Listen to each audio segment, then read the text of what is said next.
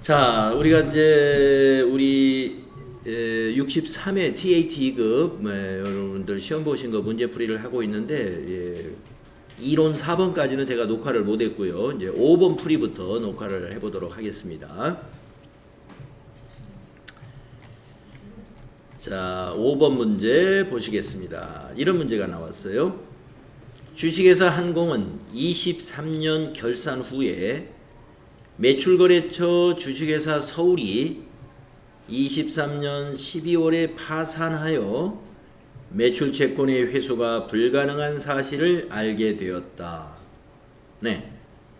자, 결산 후에 회수가 불가능하다는 걸 알게 되었으니까 대손 충당금 설정을 못했다 이 말일 같아요.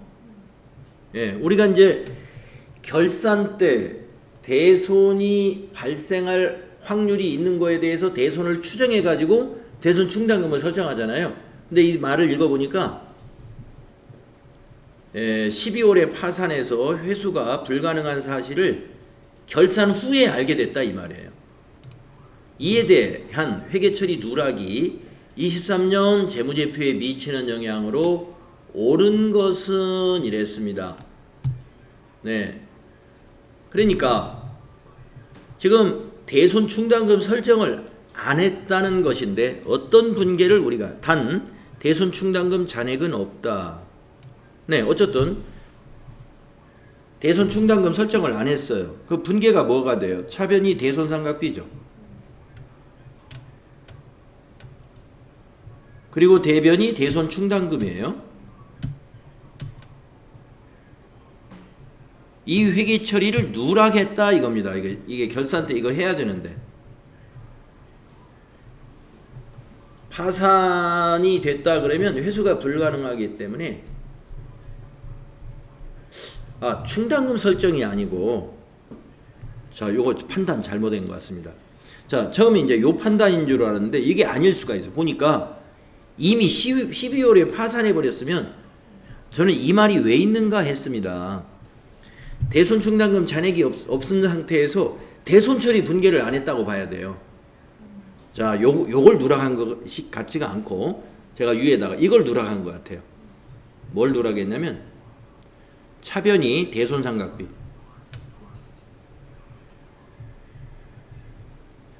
대변이 이게 이제 매출채권, 외상 매출금 같은 거 이걸 누락한 거예요.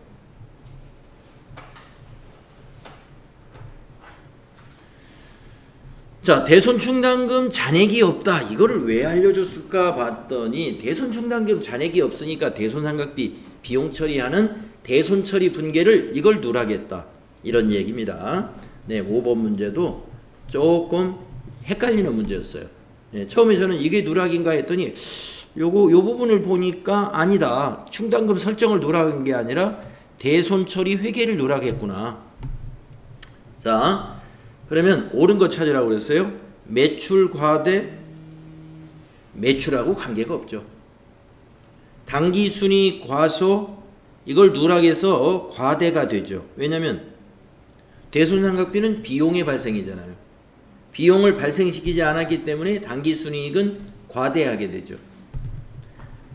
자산의 과대 맞았습니다. 왜냐하면 대변의 매출채권 외상매출금은 자산의 감소죠. 이게 자산의 감소인데 이걸 안 했잖아요. 우리가 이걸 누락했죠. 예, 자산 감소를 누락했기 때문에 자산이 과대하게 된다. 답은 3번이 되겠습니다. 4번 이익잉여금의 과소 아니죠. 이익잉여금이 비용을 누락시켰기 때문에 이익잉여금이 과대하게 되는 것이죠. 네. 그래서 이 5번도 좀 침착하게 풀었어야 됐습니다. 처음에 저도 이거겠다라고 생각을 했는데 이거 읽으면서 파산했으면 대손 처리 분계를 해야지. 대손이 예상됐다고만 생각하지 말고 12월에 파산했으면 파산 시점에 우리가 대손 처리 회계를 해야 되는 거죠. 답은 3번. 요 분계를 누락했다. 다음에 6번 문제 보겠습니다. 6번 주식회사 한공의 매도가능증권 관련 자료입니다. 7월 1일자 회계 처리로 옳은 것은 이랬습니다. 자, 7월 1일 날 뭐를 했느냐? 매도가능증권을 한 주당 7,000원에 모두 처분하고 현금으로 받았어요. 그러면 매도가능증권 7,000원 처분한 것을 분계를 밑에서 찾으면 되죠. 자, 모두 몇 주를 샀나요? 1,000주를 샀습니다. 그리고 12월 31일 날 한 주당 공정가치는 9,000원이었습니다. 그러면 9,000원 곱하기 1,000주 하면 대변의 매도가능증권은 900만 원이어야 돼요. 900만 원. 그리고 차변에 들어오는 돈은 7,000원씩 들어옵니다. 700만 원이 현금으로 들어와야 돼요. 차변에 현금 700만 원. 자, 그런데 매도가능증권을 작년 말에 평가할 때 한 주당 1,000원씩 평가 이익이 발생했어요. 100만 원. 그 평가 이익은 결산 때 없애줘야 돼요. 그래서 답은 라번이죠. 매도가능증권 평가 이익을 상계시키고 그리고 100만 원은 처분 손실로 인식한다. 이렇게 답을 찾을 수도 있고, 여러분 제가 알려드린 최초에 매도가능증권을 얼마에 취득했느냐, 마지막에 얼마에 처분했느냐, 이렇게 직접 비교해서 처분 손실이나 처분 이익을 계산한다고 그랬죠. 그러면 한 주당 1,000원씩 싸게 팔았잖아요. 그럼 1,000주니까 100만 원. 매도가능증권 평가 손실이 100만 원 나온 게 맞는 거다, 이거. 그래서 라번이 답이었습니다. 라번 4번. 여기 보시면 22년도에 매도가능증권 평가 이익이 기타 포괄 손익 누계액이라는 자본에 있었기 때문에 처분할 때는 요 매도가능증권 평가 이익 차변에다가 먼저 상계하고 나머지 100만 원만 매도가능증권 평가 처분 손실로 인식하는 거, 요게 맞다는 말씀이죠. 네, 재무회계 문제 6문제 나왔군요. 다음에 7번, 8번이 이제 부가가치세 문제가 나왔겠어요. 부가가치세법상 재화의 수입에 대한 설명으로 옳지 않은 것은 보세구역 내에서 보세구역 외의 장소로 공급하는 재화가 외국에서 도착한 물품인 경우에 재화의 수입에 해당한다. 자, 보세구역 내에서 보세구역 외의 장소로 공급하는 재화가 외국에서 도착한 물품인 경우, 아무튼 외국에서 도착한 물품은 수입이죠. 예. 이게 무슨 말이냐면 국내 보세구역 내에서 보세구역 외의 장소로 공급했다는 것은 이건 수출을 의미하는 거예요. 여기서 여기까지는 국내에서 제조한 제품을 수출했다, 이겁니다.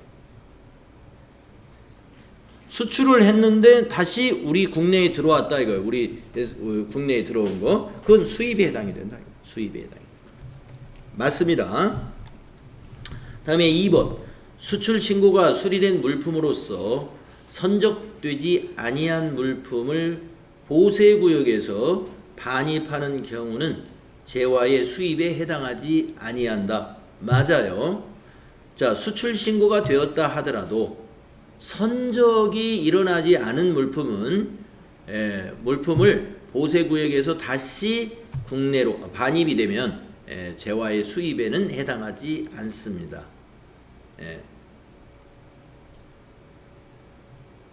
그래서 이것은 선적이 아니 된 물품이기 때문에 보세구역 외의 장소로 가지 않은 거예요. 자, 여기 보시면은 보세구역 내에서 보세구역 외의 장소로 갔다 하는 말은 배에 실렸거나 배에 실어가지고 다른 나라에 갔거나 공해상에 갔거나 뭐 이런 정도를 말하는 겁니다. 그런데 2번의 설명을 보면은 수출 신고가 돼가지고 보세구역에 지금 우리 제품이 있단 말이에요. 그런데 선적 안 한 상태에서 그 보세구역에서 다른 구역으로 가지 않고 다시 반입이 됐다라는 겁니다. 그거는 수입이 아니다, 이런 얘기입니다. 다음에 3번. 외국에서 보세구역으로 재화를 반입하는 것은 재화의 수입에 해당한다. 외국에서 보세구역만 들어오는 것은 수입이 아닙니다. 수입이 되려면 우리가 보세구역에서 통관을 해서 들어와야 돼요. 예. 보세구역이라는 것은 외국에 배가 도착해가지고 지금 하역만 해놓은 상태, 그게 지금 보세구역에 있는 거거든요. 예. 그래서 이 보세구역이라는 것은 우리가 수출하는 경우는 수출 신고가 된 물품들이 쌓여 있는 곳, 그게 이제 보세구역. 또 수입의 경우도 아직 수입 통관 심사를 받지 않은 제품들, 그게 보세구역에 있는 것입니다. 그래서 수입이라 하는 것은 보세구역에서 반입이 되어야, 국내로 반입이 되어야 수입이 됩니다. 그래서 3번이 틀렸다. 4번, 부가가치세가 과세되는 재화를 수입하는 경우에는 세관장이 수입세금계산서를 발급한다. 맞죠? 우리가 수입하는 경우 세관장이 수입세금계산서 발급합니다. 네, 그래서 7번은 3번이 틀렸는데, 이 7번 문제도 최근에는 출제가 안 되는, 그냥 출제 빈도가 굉장히 낮은 문제가 출제가 되었네요. 다음에 8번을 보겠습니다. 다음은 제조업을 영유하고 있는 일반 과세자 주식회사 한공의 23년 제1기 부가가치세 확정신고와 관련된 매입세액 자료이다. 부가가치세법상 공제받을 수 있는 매입세액은 얼마인가 이랬군요. 단 세금계산서는 적법하게 수취했다. 자, 공제받을 수 있는 매입세액 계산해 볼까요? 공장용 화물차, 이거 뭐 풀어본 것 같기도 하고요. 네, 공제받을 수 있죠. 거래처 접대 선물 세트 안 되죠. 사무용 비품 구입 관련 매입세, 네, 받을 수 있죠. 토지의 자본적 지출 안 되죠. 네, 아마 8번은 여러분이 너무 쉽게 풀었을 것 같습니다. 740만 원 이거죠. 네. 네, 그 다음에 9번 문제, 소득세 문제이죠.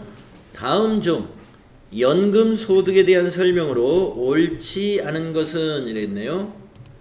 연금 계좌에서 연금 수령하는 경우에 연금 소득은 연금 수령한 날이 수입 시기가 된다. 네, 연금 수령한 날이 수입 시기가 되는 연금도 있어요. 네, 사적 연금. 네. 그래서 이건 공적 연금이 아니라면 맞는 것이에요. 2번 연금 계좌니까 사적 연금이죠. 연금 계좌라고 했으니까 네, 사적 연금이라고 봐야 돼요. 그래서 수입 시기는 수령한 날입니다. 공적 연금은 수령하기로 한 날, 받기로 한 날이고. 그 다음에 2번 연금 소득 공제액이 900만 원을 초과하는 경우에는 900만 원만 공제하죠. 맞습니다. 왜냐하면 연금 소득 공제 한도가 900만 원. 근로소득 공제액의 한도는 2천만 원입니다. 그다음에 3번 공적 연금 소득을 지급하는 원천징수 의무자는 해당 과세기간의 다음 연도 2월분이 아니고 1월분이죠. 이 1월분 공적연금 소득을 지급할 때 연말정산을 해서 지급해 줍니다. 국민연금 같은 거. 그래서 국민연금의 연말정산은 2월이 아니에요. 1월이다. 그래서 옳지 않은 것이 여기 3번이에요. 4번 공적연금은 연금이 아닌 일시금으로 수령하는 경우에는 퇴직소득으로 과세한다. 그렇습니다. 연금이라는 것은 우리가 일시금이 아니에요. 그래서 공무원 연금 같은 경우에 일시금으로 받는다. 그러면 그건 퇴직금으로 과세를 하게 된다는 것이죠. 맞습니다. 그래서 옳지 않은 것은 3번이죠. 3번 여기 보세요. 1월분 공적연금 소득을 지급할 때에 연말정산을 한다. 자, 마지막 이론 문제는 10번인데요. 다음은 주식회사 한공에서 근무하는 김회계씨. 총 금액이 6천만 원이고요. 연말정산 자료의 일부입니다. 23년 연말정산 시 적용해야 할 의료비 세액공제액을 계산하면 얼마인가? 이야, 이걸 계산한 문제가 나왔어요. 예.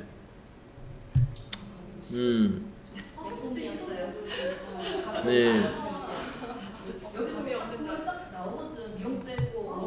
이론에서 세액공제액을 계산하라고 문제를 낸 적은 지금 처음인 것 같습니다.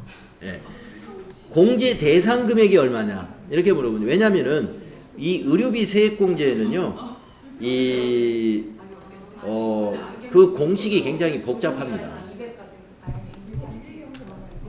자, 그러면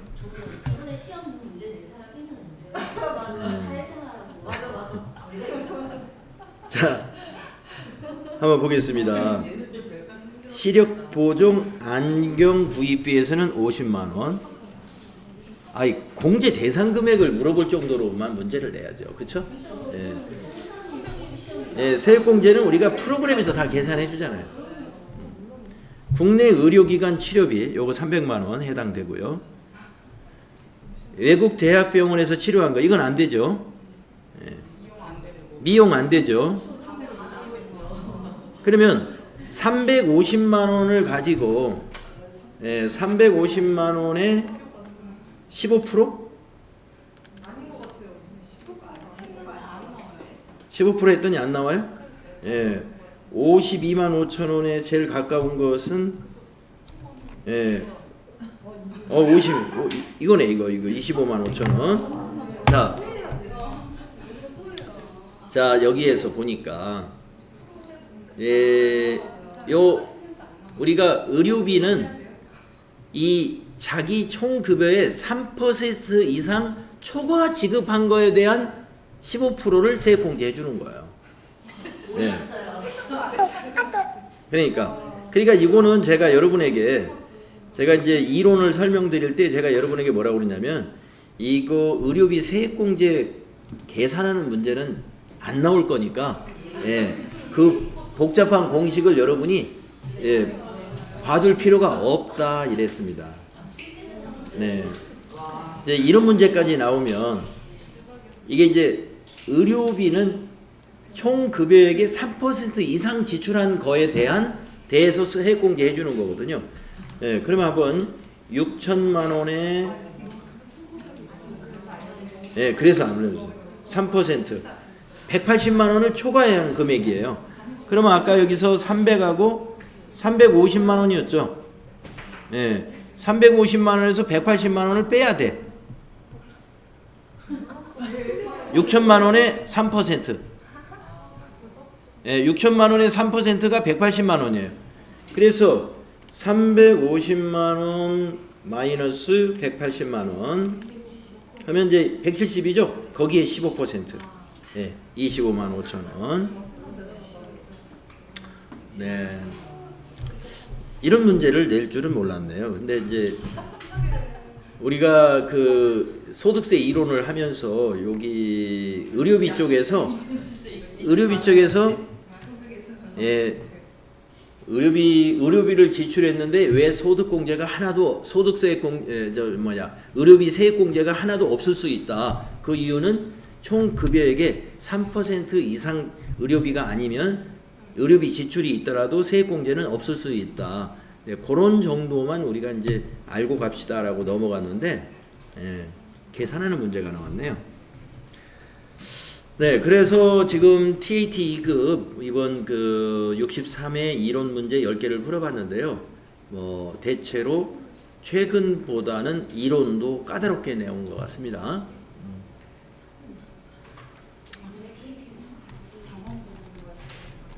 다음은 실무 수행 한번 봅시다. 네, 실무 수행은 좀 쉽게 나오지 않았을까요? 그래요? 시원전자, 공기청정기 제조업을 영위하는 법인이라고 했네요. 자, 1번 보겠습니다. 보통예금 찾으신 금액 있고요.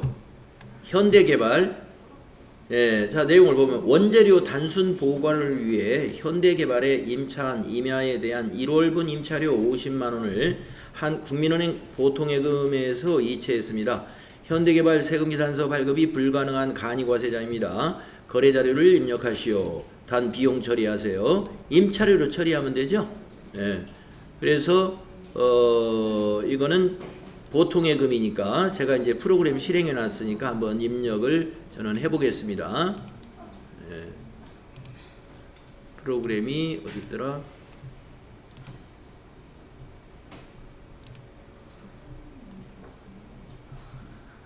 네, 프로그램 실행해 놨어요. 그래서 여기 날짜 1월 10일 날짜로 여러분은 이렇게 입력하면 되죠. 1월 10일 차변의 임차료인데 이게 어디 임차료인지 소속을 잘 보셔야 돼요. 원재료 단순 보관이다. 그러면 원재료 보관이면 제조원가예요. 예. 그래서 임차료를 519번으로 해야 돼. 아, 800번대로 하셨어? 아니, F8랑 좀 헷갈려가지고. 아, 그랬어요. 네. 그래서 원재료 보관 창고는 제조원가에 포함해야 돼야 됩니다. 네, 금액은 50만 원이었죠. 원재료 창고의 임차료는 제조원가다. 그냥 원재료 창고라고 하면 되는데 단순이라는 글자로 갖다 붙여놓으니까 굉장히 까먹어져. 그치. 한 번 더 생각하면 좀 보시고. 맞아. 네, 그래서 여러분 생각을 괜히 너무 깊게 하게 했군요. 문제가. 네. 글쎄요. 그러니까 원재료 보관이라고 그러지.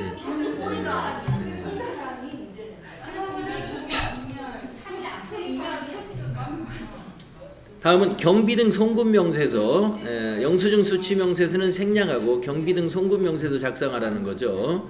요거는 이제 여러분이 여기다 작성하면 되죠. 경비등 송금명세서 가가지고. 선생님 만약에 비용 처리가 아닌 예. 자본적 그걸로 하다 보면 토지로 했어요? 토지로 봐야 되는 거예요? 임야니까. 예, 그렇죠. 아니 예. 전 이거 원재료 500번을 하긴 했는데 예. 이게 만약에 그 지금 저 마지막 비용 처리 마지막에 봐가지고 만약에 자본적 지출로 하면 토지로 봐야 되는 거예요? 그렇죠. 예, 그렇습니다.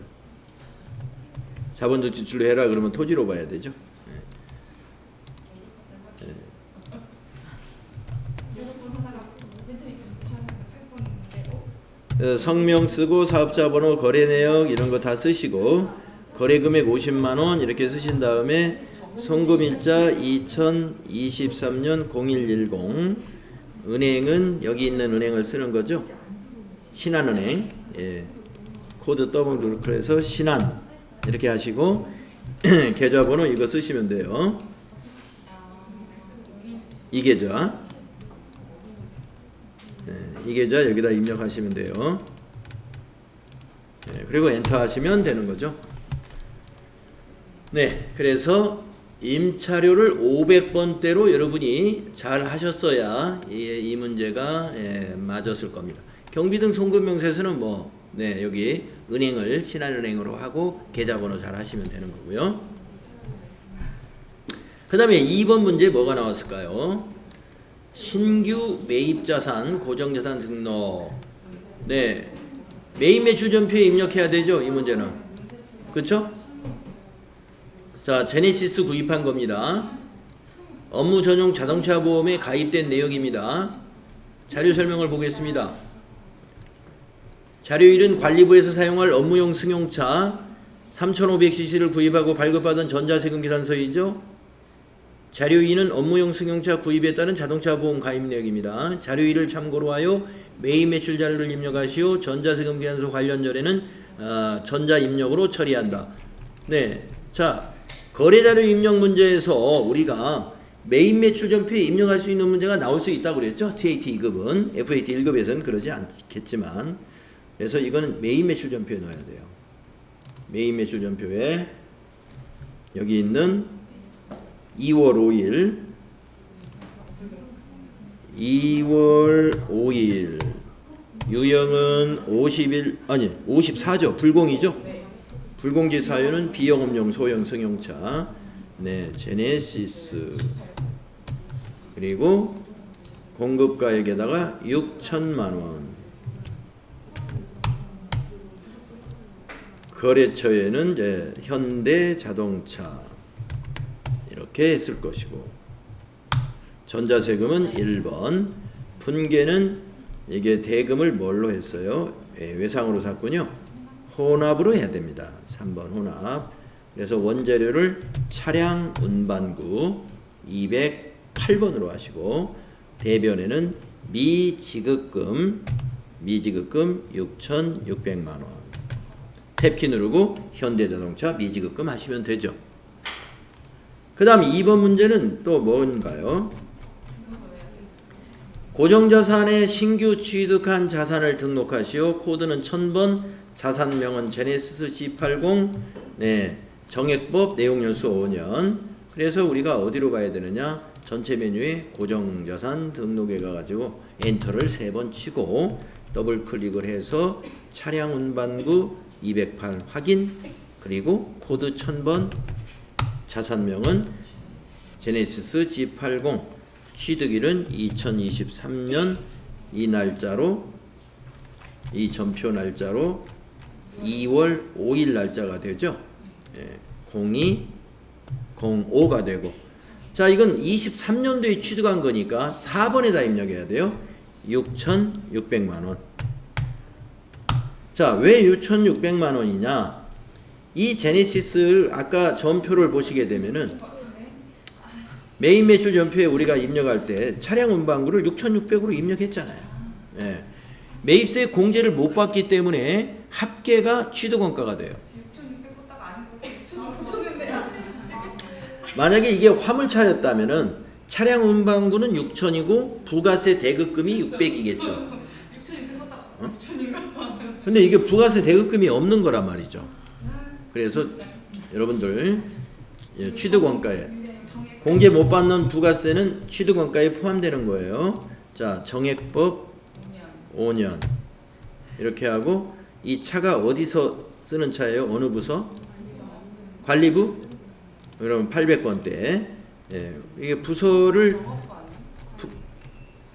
관리부, 뭐 영업부든 관리부든 다 800번대입니다. 생산부만 500번대로 바꾸는 거예요. 생산부만.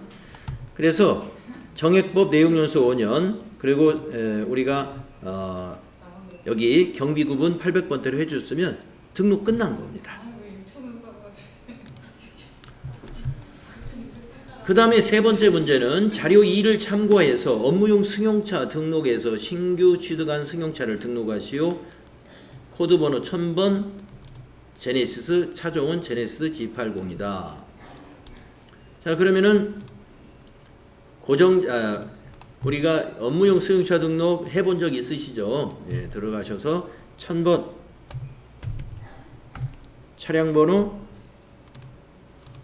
차량번호는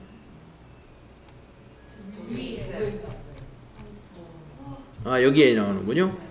3155 이거. 예. 보험 가입한 거를 보시고 차량번호 넣으시고, 차량은 제네시스 G80이라는 거 넣어주시고, 회사 사용하고 나서 여기 고정자산에 물음표 단추 누른 다음에 확인하고 나서 여기 기초주행거리, 그런 자료가 없네요. 예. 그런 자료 없고, 보험기간 2월 5일부터 2월 4일까지, 네, 보험기간 2023년 0205부터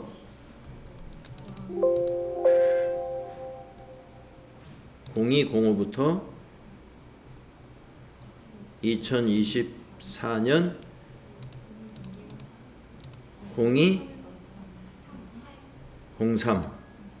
04. 예. 여기 이거 보고 넣으시면 돼요. 예, 이거 24년 2월 4일까지. 예. 그 보험 증권에 있는 거 그대로 넣어주시면 됩니다. 그럼 기초 주행 거리는 데이터 없으니까 그냥 비워두시면 돼요. 이 문제였습니다. 선생님 그러면은 네. 그 업무용 수용자 등록해놓으면 고정자산 등록에 네. 업무용 수용자 여부가 있던데. 아, 그거는 이게 여기서 끌어다가 이걸 사용하잖아요.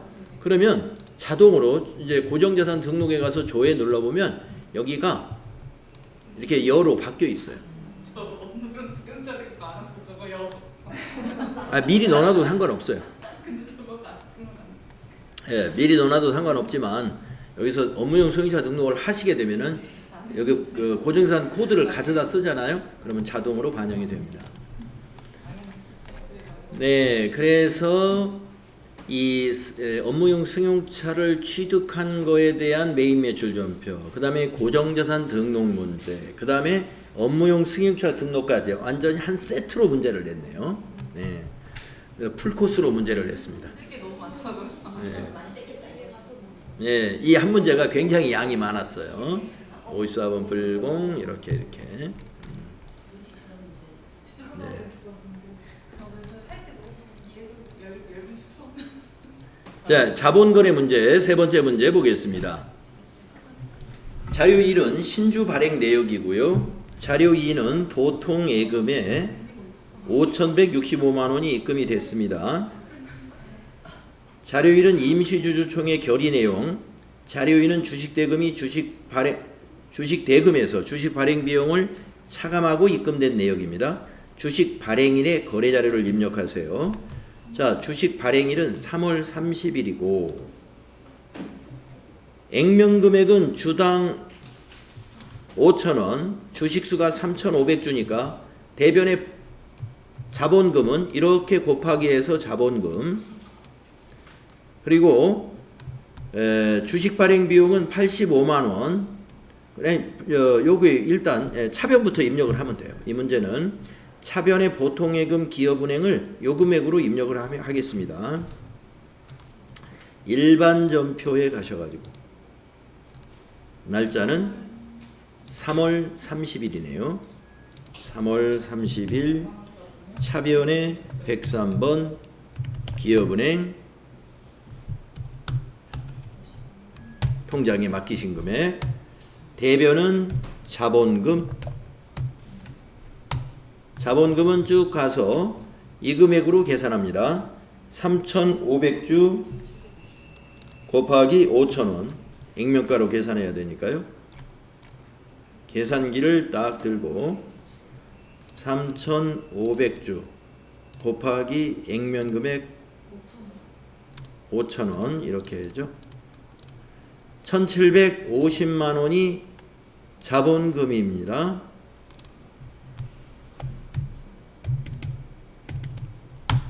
그리고 요 차액이 3,415만 원이 바로 주식 발행 초과금이 되겠네요. 대변에 주식 발행 초과금 341이네요. 주식 발행 초과금이 34150 이렇게 인식하는 거죠.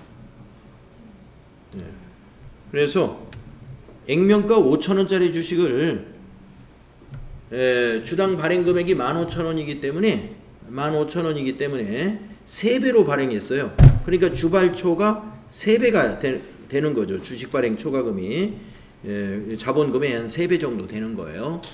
그리고 주식 발행 비용은 여기서 회계 처리 사항이 아니죠. 주식 발행 초과금에서 이 차감이 됐습니다. 요 85만 원이. 그래서 이대로 두시면 되죠. 자, 자본거래 문제가 하나 나왔고요. 유상증자 문제였습니다. 이렇게 입력을 했죠. 그 다음에 이제 부가가치세 문제, 여기는 좀 다음 시간에 한번 풀어보도록 하겠습니다. 네.